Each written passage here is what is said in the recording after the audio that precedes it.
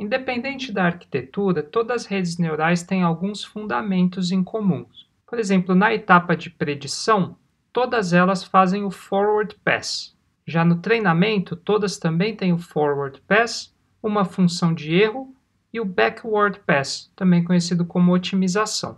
Para demonstrar esses fundamentos, vamos levar em conta o problema de classificar se uma palavra é um verbo ou um substantivo. Vamos levar 3 palavras em conta: amar, André e beber, que vão ser representadas por esses word embeddings de 3 dimensões, ou seja, 3 features. O forward pass é o passo de ida na rede neural, ou seja, da entrada, extrair as features, no caso word embeddings, que vão ser multiplicadas aos pesos e somadas, vão passar pelas camadas ocultas, se tiverem, vão ser ativadas e chegar ao final com a saída, com o resultado da classe.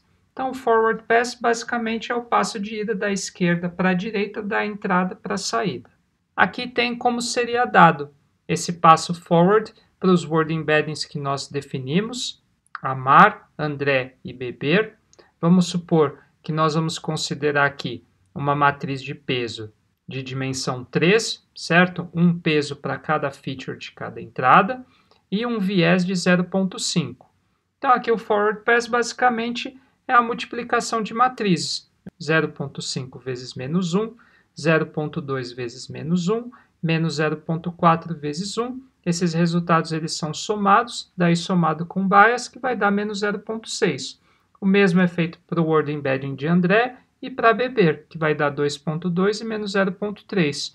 Daí eu posso utilizar uma função de ativação, no caso a sigmoide, que vai render esses valores para as classes 0,4, 0,9 e 0,4. Aqui no caso, vamos considerar que o substantivo seria a classe 0 e 1 seria o verbo.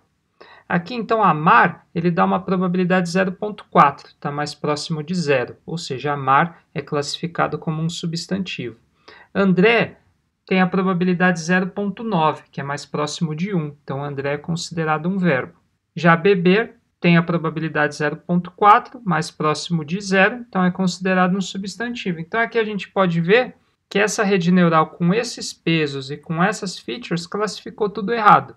Que ela classificou amar e beber como substantivos e André como verbo, o que seria o oposto. Então, na fase de treinamento, é justamente isso que nós queremos corrigir. Para isso, então, existe uma função de erro, que é o segundo passo do treinamento, que é quando é feita a quantificação do erro da rede neural com os exemplos que foram dados de treinamento.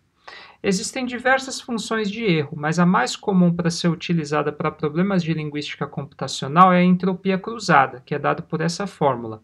Basicamente, se multiplica o valor verdadeiro vezes o log da probabilidade que é dada para a rede neural para uma determinada classe. Esses valores são somados para todos os exemplos e dividido pelo tamanho do conjunto de treinamento.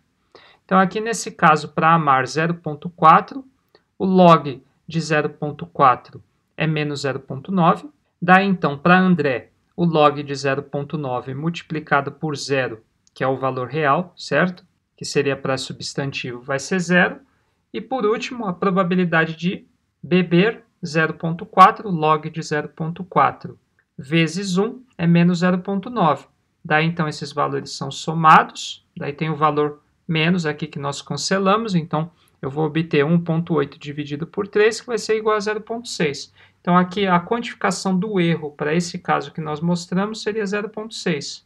Daí, então, na etapa de treinamento, uma vez que a função de erro ela é computada, a partir do cálculo de derivadas parciais e de uma função de otimização, acontece o backward pass, que é quando o erro é propagado na rede neural, ajustando os pesos e os word embeddings dos símbolos de entrada, tal qual eles tenham melhores valores para conseguir executar a tarefa.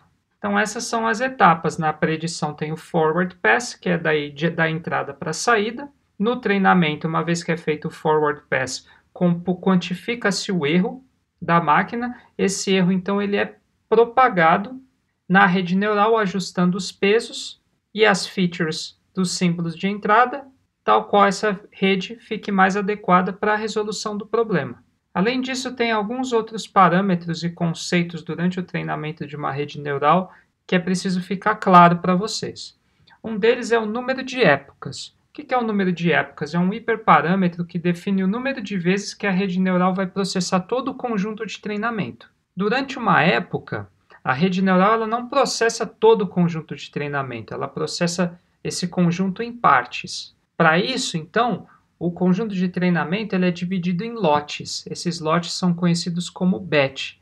E o tamanho do batch também é um hiperparâmetro que nós precisamos definir para que o conjunto de treinamento seja separado num número de amostras que vão ser processadas para atualização dos parâmetros, tanto dos pesos da rede neural, dos vieses e das features da entrada.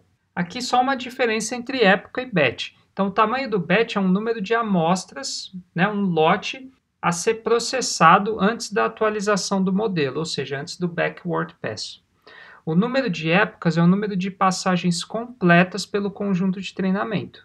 O tamanho do batch deve ser igual ou maior a 1 e menor ou igual ao número de amostras no conjunto de treinamento. Ou seja, o tamanho do batch nunca é maior do que o conjunto de treinamento. Então, aqui um exemplo. Suponha que a gente tenha uma máquina de tradução que está sendo treinada e ela está sendo treinada com um conjunto de treinamento com 200 amostras, ou seja, 200 pares entre sentenças de um idioma para o outro, entre o idioma fonte para o idioma alvo. E suponha-se um batch de tamanho 5 e 1000 épocas. Então, isso significa que o conjunto de dados ele vai ser dividido em 40 lotes, cada um com 5 amostras, e os pesos do modelo da rede neural eles vão ser ajustados após cada lote de 5 amostras. Ou seja, então, durante uma época, a rede neural ela vai processar cada batch, certo? Cada lote. Depois de processar cada lote, é computada a função de erro naquele lote, daí então os pesos são ajustados, tá? A cada batch. Além disso, tem a taxa de aprendizado. O que é a taxa de aprendizado? Esse é um hiperparâmetro que controla o quanto os parâmetros de uma rede neural devem ser ajustados em resposta ao erro estimado. Ou seja, quando se computa o erro durante o treinamento, a gente não vai propagar todo o erro para a rede neural, geralmente é uma pequena parte dele. E essa pequena parte ela é controlada através da taxa de aprendizado, que também é um hiperparâmetro que a gente tem que definir.